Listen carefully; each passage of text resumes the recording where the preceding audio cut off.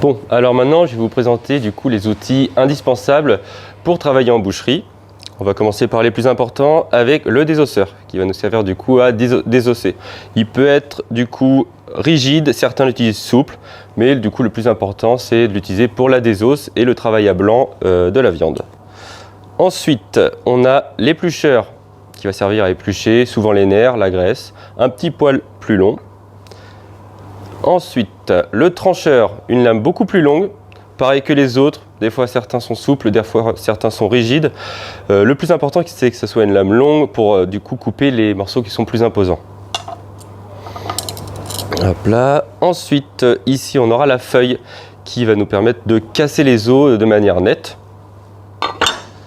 Alors, si avec la feuille on n'y arrive pas, on peut utiliser toujours la scie à os pour des os qui sont un peu plus solides, le fémur par exemple.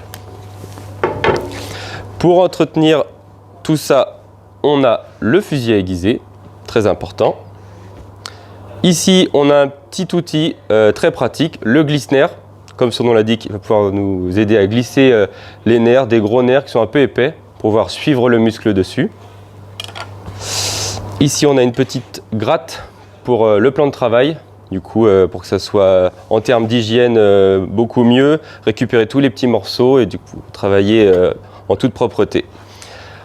Pour finir, on a deux dernières choses. Ça, c'est les crochets à viande pour du coup attraper et accrocher les morceaux dans le frigo.